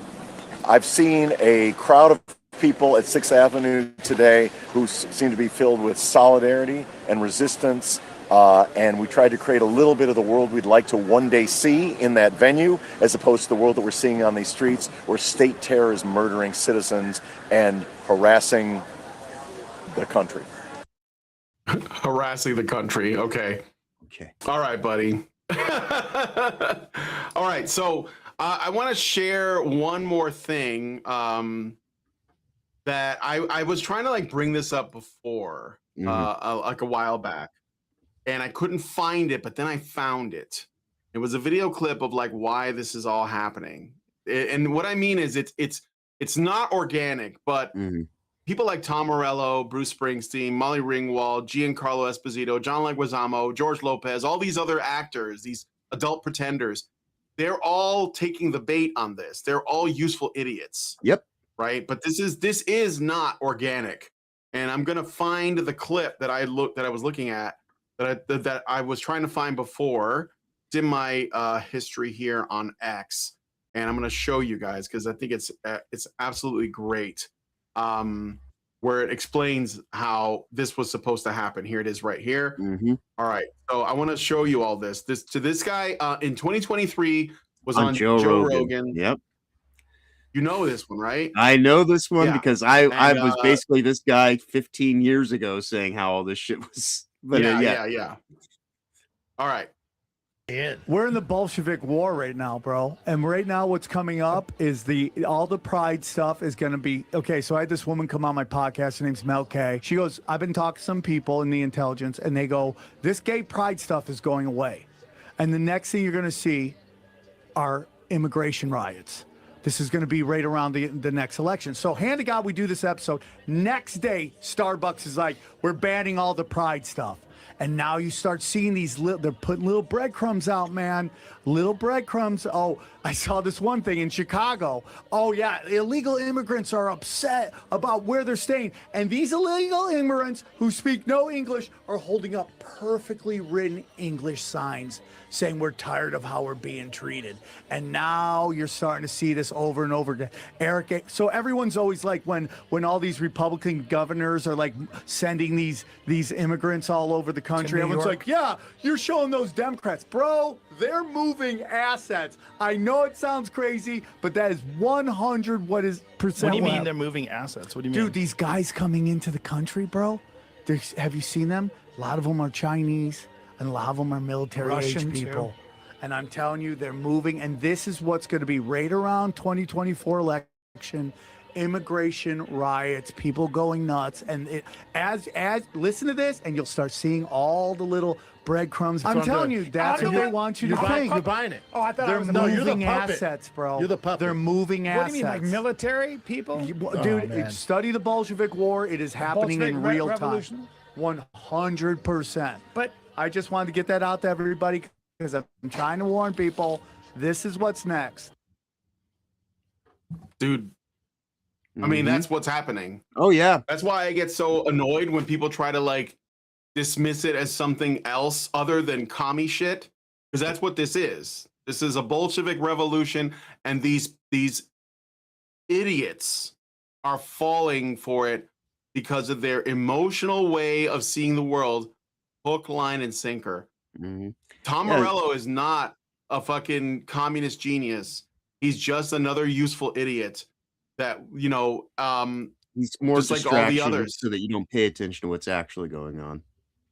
Yeah.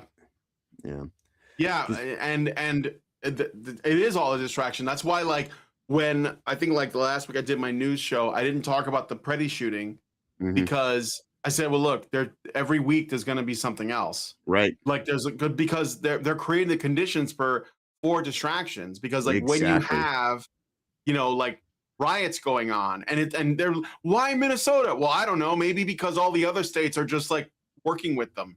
Like most of the states are working with ICE to get it done. It's only the sanctuary cities that are creating problems. Right. And when it's not Minneapolis, you know, if something happens in New York or Chicago or LA or Portland or Seattle or, you know, whatever, Baltimore, whatever the sanctuary cities are, then that's going to become the new story, the new thing. Because if you have a bunch of useful idiots like these Tom Morello types, and they're confronting ICE agents, or in the case of Preddy, they weren't even ICE, they were border security. It was a different thing, right?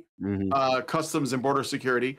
And then it ends with something violent or, you know, God forbid somebody gets killed, then that becomes the story. And that's what everyone's talking about, because they're allowing themselves to get distracted by the stuff. Right. And rather the celebrities, they feed into that because they have a massive platform and people are putting microphones in their faces and they're like, what do you think about it? Like the press is totally like cool with, like, you know, creating this climate. They've been doing this for decades. But what do you think about it? What are your thoughts? And of course, the celebrities, they're so up their own ass. They're like, oh, everybody wants to hear what I have to say. Right. So I'm going to say, what are we saying right now? What's the thing to say? I'm going to say that because I want props. I want people to watch my movie. You know? Right.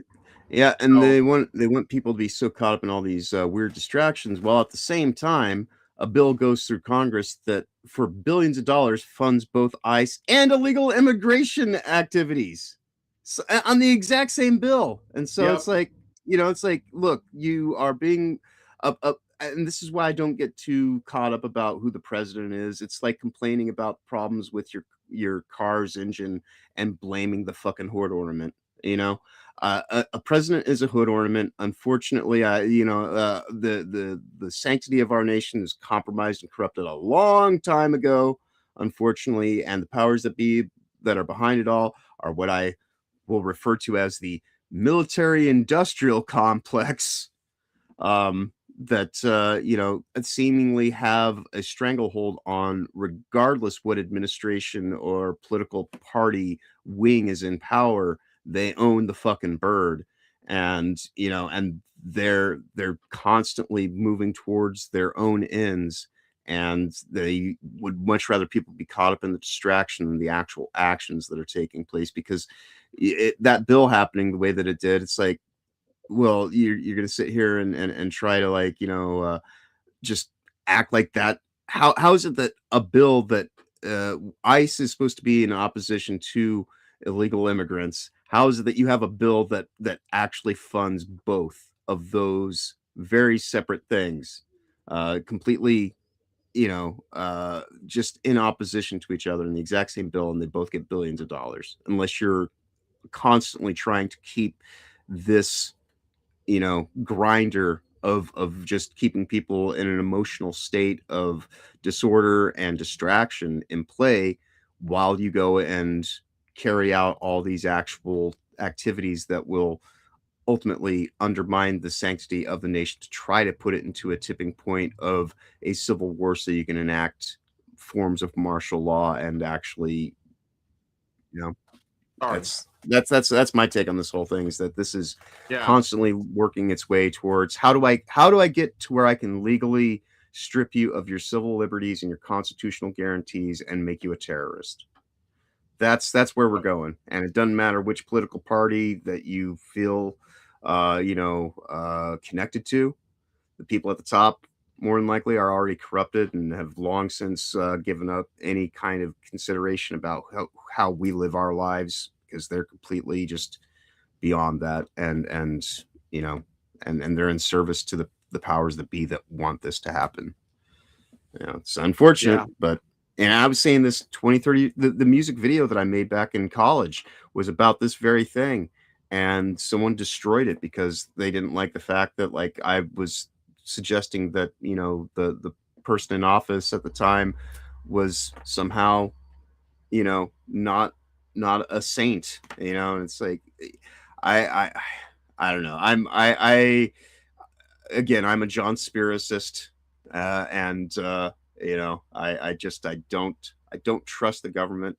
I believe that it is our duty and right and obligation as citizens to constantly question the government at all points, and to hold them accountable. And a lot of the stuff that goes on these days is about doing anything but that, and it's led by all this distraction techniques and all this stupid shit that we see. So yeah, and there will constantly be a thing every week where they can go and use to try to keep you amped up and thinking this, emotionally clouded kind of mindset, than actually look at just the state of reality for what's going on in the wider scheme of things.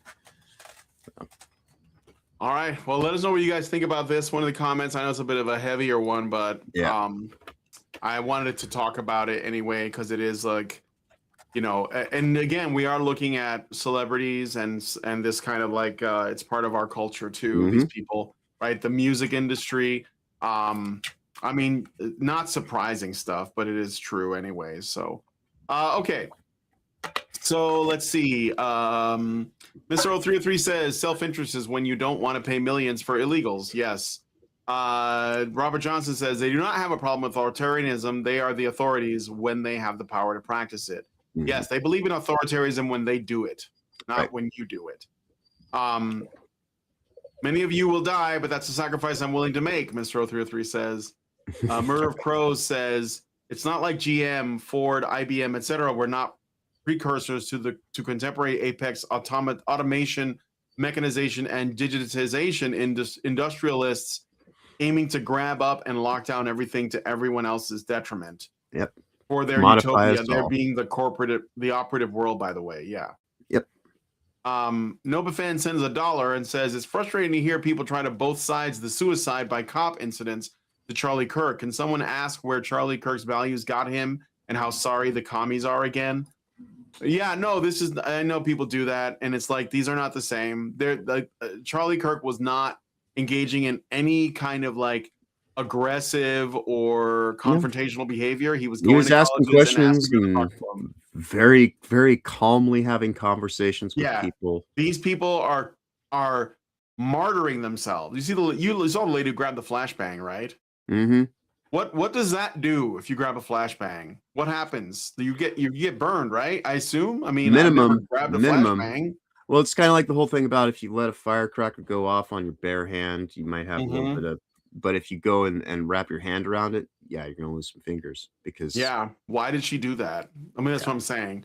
She thought she was playing. You know how in the old Call of Duty games, yeah, throw it back. Throw a grenade, you can throw it back if you're fast enough. She thought that's what she was doing. She right. thought, I saw this on a video game. Right. Real life. Did you? Speaking of which, let me find it. Speaking of which, I got another good one. Let me see. This was killing me. This was killing me. Where is the guy? Yeah, here he is. All right, here we go. This right here, it kills me inside. As somebody who's in a D&D. When combat starts, roll initiative. I'm going to say that again. And everyone knows what I'm talking about when I say this. When combat starts, we all roll initiative. My soul is dying on the inside. No, this guy's real. This guy's real. He really said that. It's not.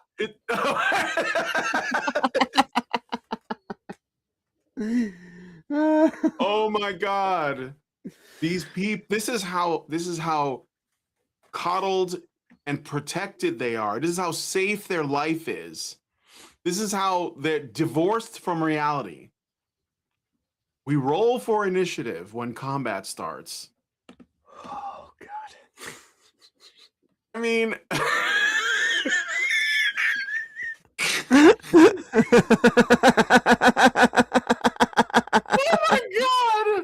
oh my God. I'm just like, right. It's just, I'm sorry. I have no words. It basically says everything on its own. Right. So people like this make me wish I was never into D&D. Like that, like those. That's the guy. If you've ever been to a convention, when I was younger and I was really into D&D, I went to this convention in it was in Wisconsin. It was called Gen Con, the Geneva Convention. It was called the Geneva Convention, even though it's not the Geneva Convention that everyone knows from history. Anyway, you go there and you get in line, and there's all these geeks, right? They're all there. This is before Magic the Gathering. This is when basically everyone played tabletop games like D&D, or they played miniature games like Warhammer. And there's like a guy in line, and he's like, he wants to tell you about his game. He wants to tell you about his character. You want to hear about my character? He's like, no, please. No, this is that guy. This is the guy that we used to call them 90%ers, because it's like their whole life was just like gaming. So they didn't do anything outside of it. And it was meant to be disparaging, because we tried to have a life balance too. Yeah. But yeah, this is where those guys go. They're like, we're rolling for initiative, guys. Like, don't do that. Stop. Don't do that. Critical Role initiate. Yeah, that's it. Yes, he watches Critical Role.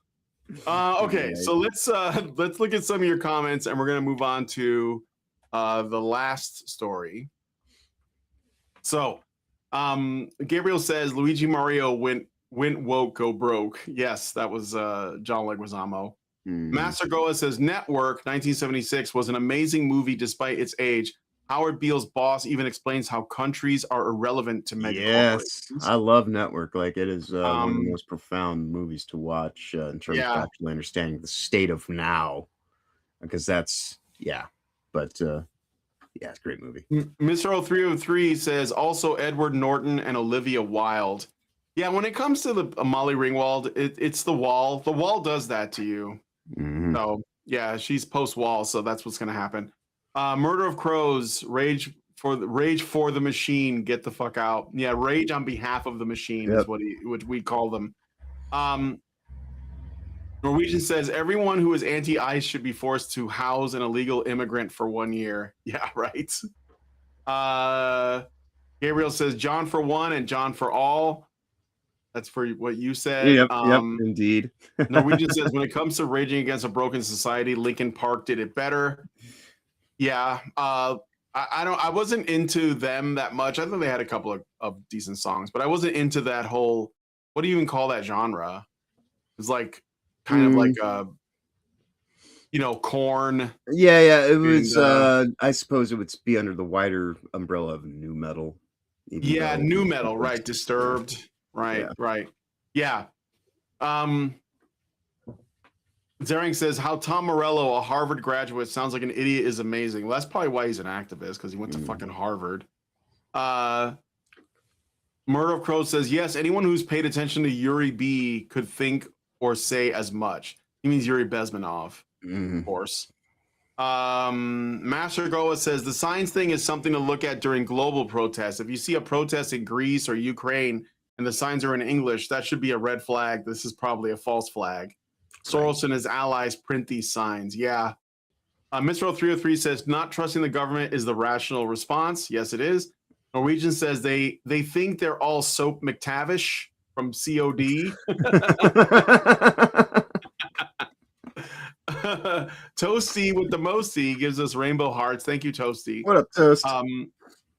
Let's see. Robert John says that's the whitest thing I've seen all week, to be fair. True. Oh my goodness, guys. That's the worst. All right. So let's go to the last story. I want to end it on some good news. Indeed. So there's a game coming that I've talked about on the show before. It didn't have a title, but now it does. It's called Darkhaven. And originally it was, okay. So I'm trying to find my notes on this. Darkhaven is an upcoming dark fantasy isometric action RPG being released by Moonbeast Productions. So I talked about Moonbeast Productions because they were doing these developer videos, and they were obviously struggling with like the streaming and stuff, but they were showing off their game in the early development. And it's basically like, we can look at the trailer after this. It's basically like Diablo because it was developed by guys that worked on Diablo. Right. They the studio is led by co-founders Philip Schenk, lead artist from Diablo 2, Peter Hugh, president, programmer, designer on Diablo 2, and Eric Schaefer, chief executive officer, co-creator of the original Diablo. The team includes other alumni from Diablos 1, 2, and 3, Torchlight 1 and 2, Hellgate London, Nox, and Marvel Heroes Online. Self-published for PC via Steam, the game is set in a post-apocalyptic world of collapsed empires overrun by monsters and eldritch horrors. So it's got more of an eldritch horror theme going on, where players scavenge legendary gear from ruins to fight back. So it plays like Diablo, basically. The title promises a next-gen ARPG with groundbreaking features like fully procedurally generated, persistent open worlds built on ecological rules for cohesive biomes and handcrafted points of interest. Terrain is completely deformable. Players can dig for resources, tunnel through dungeon walls, drain lakes to reveal ruins, redirect lava flows, or build settlements and bridges, while seasons, dynamic weather, and enemy breaches permanently scar the landscape. Combat blends stats, builds, and player skill via fluid movement, jumping, climbing, swimming, dashing, and verticality with smart monster AI demanding tactical positioning. Loot draws from Diablo and Diablo 2 roots, powerful build redefining items, rune words, sets, and trading with exciting drops over incremental upgrades.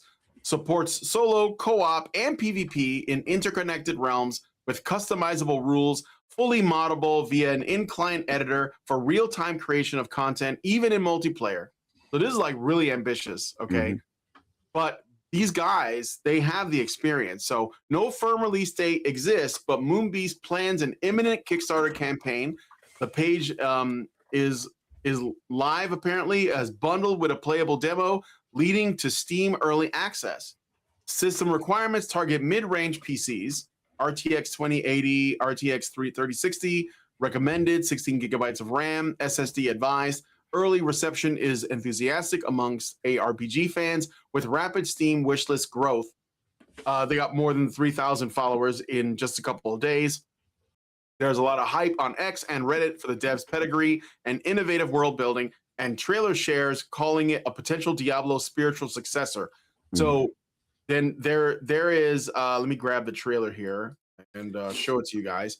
So you can see that this is like, if you were somebody who was into Diablo, but you didn't like the direction that Blizzard has taken it, this is an option. And it could be a pretty solid one as well. So I'm just gonna like get this, if this thing opens, oh yeah, here we go. Let me just share this and put it on the screen for you guys. Yeah, I was gonna say, I think we've see. looked We're at this gonna full briefly screen before we have the name. Yeah, when it didn't have a name, exactly. Yeah. There's no sound. Hold on a second. I'm gonna stop sharing and then reshare. So. Indeed. But this is now called Gloomhaven or Darkhaven. Sorry, not Gloomhaven. That's a board game. Yeah. Okay. So let's do this again.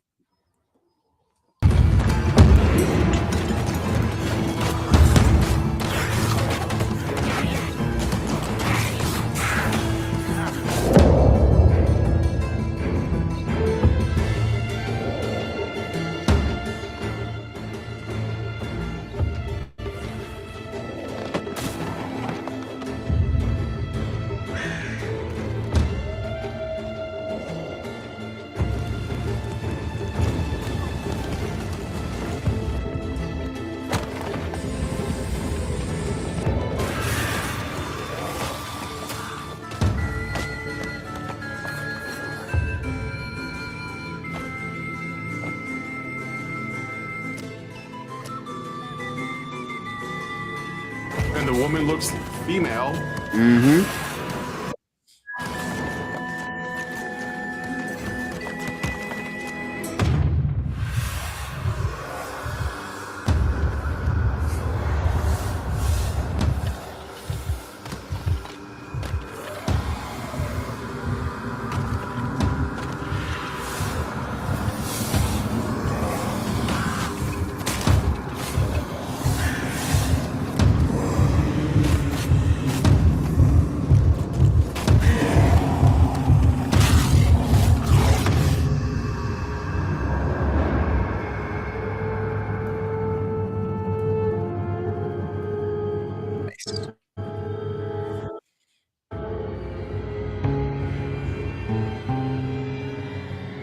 All right.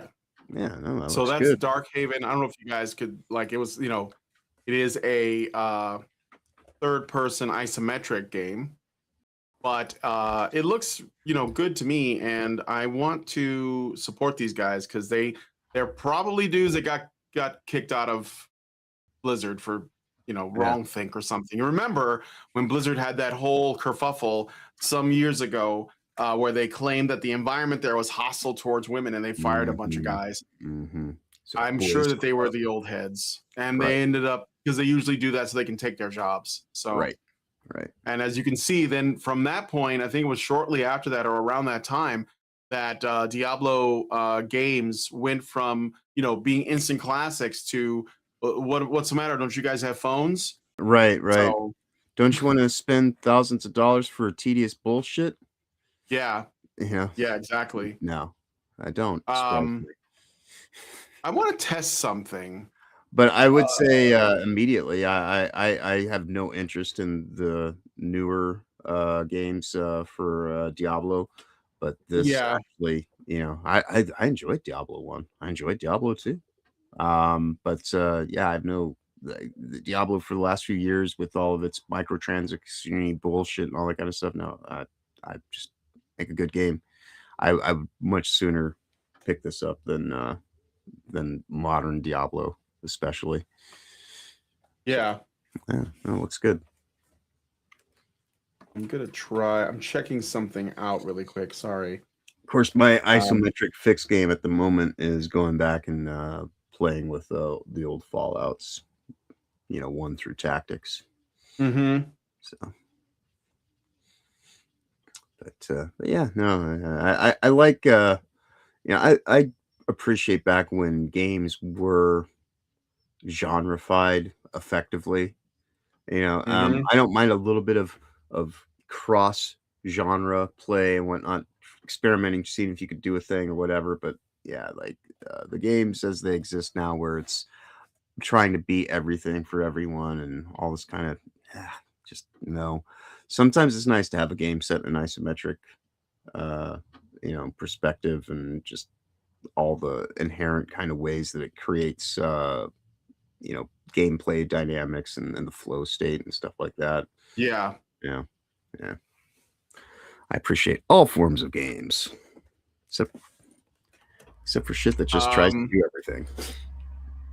No, me too. I just want to check something because I noticed that when I'm sharing my browser, Mhm. it's very choppy, and I want to see if this improves it. So it does look like it's a lot smoother when I share the window instead of sharing the browser link. So Mhm, mhm. well, maybe what I'll do in the future is when we're looking at video footage, I'll share with you the browser because that's the only way I can do it. But I'll share Yeah. the actual window in here. That might be better. So Indeed. anyway, I'm just checking. So it looks like it's working a lot better. Well, I'm gonna let this play in the background while we wrap the show up. So let's see. You guys haven't said anything about this. I don't know if Darkhaven interests you. I did see that Mr. 0303 said, I think he said something. When a game is for everyone, it's actually for nobody. Why isn't this showing up anymore? Well, he said it looks solid. That's what he said. Mhm. Norwegian says, if you stack the letters for male, pale, and stale differently, you get PMS, which I think is fitting. Mhm. Pale, Mhm. male, and stale. It's true. But okay, anyway. So yeah, thanks guys for coming on the show. I was gonna mention like Don Lemon going to jail, but I think I'm gonna talk about that one next week on the news show on Tuesday. Or at least getting arrested. We don't know if he's gonna Right. go Yeah, to I jail. gotta see how it develops. It depends, yeah, because he's probably he's got the same lawyer that defended Hunter Biden, so that should be interesting. Oh. But we'll talk about that like on the news show, and maybe like next weekend we'll have some new things to discuss. But I'm gonna wrap it up there. So John, where can people find you? For the rest of the day, I'm gonna be taking some downtime and just working on my own stuff, or just preparing for tomorrow episode of Time and Red Dwarfs in Space, which we do on Sundays. Episodes of WTF Live at 9 a.m. Eastern. Of course, you can always find me there throughout the week at that time on Sundays, Tuesdays, and Thursdays. But we'll be covering what is effectively referred to as season 9, but it's actually a reunion special from Back to Earth, 3-part little thing that they put out back in like 2009. So we'll be reviewing that tomorrow. And then later on in the day at 8 p.m. Eastern, of course, I'll be hanging out with Toasty on her channel, doing some kind of panel madness, some randomness, and you can always find me with Toasty at that time on Sundays, Tuesdays, Thursdays, and Fridays throughout the week at 8 p.m. Eastern. And otherwise, of course, that brings us back here next Saturday for another episode of Week in Culture, 11 a.m. Eastern. As everybody who's been here for the 2 hours hanging out with us today would know already. And thanks so much for spending time with us and showing up. And if you are new to the show, please do consider a like and a share and a follow, so that especially if you enjoy what we got into today. Do appreciate every single one of you that shows up for the shows. And of course, always a pleasure hanging out with you for these conversations on the weekends. Definitely, some of the funnest conversations that I do have. But with that said, of course, y'all have a wonderful weekend going forward. Safe travels ahead. Be awesome as always. All right. Well, if you guys liked this video, please smash that like button. Subscribe if you're not already subscribed. Hit the bell for notifications. Leave us a comment. Let us know what you guys think about what we talked about in the show today. And please, please, please share this video because sharing is caring. Thank you guys so much for coming on today's episode of The Week in Culture. And we will talk to you guys in the next one.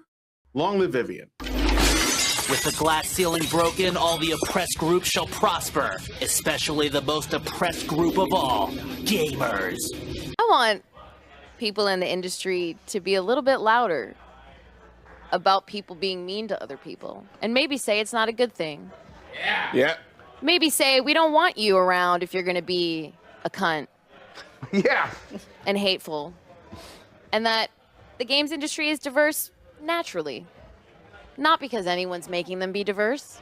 Because the world is diverse, you stupid motherfucker. And if you have a problem with that, come fight me. Physically. Bitch. Has anyone taken you up on that yet? No, because they're all pussies. Yep. Down here, salt is a way of life. Obviously, the environment down here is all salt. The ceiling's salt, the floor is salt, the walls are salt, and to an extent, the air is salt. And you breathe that in, and you can constantly taste the salt.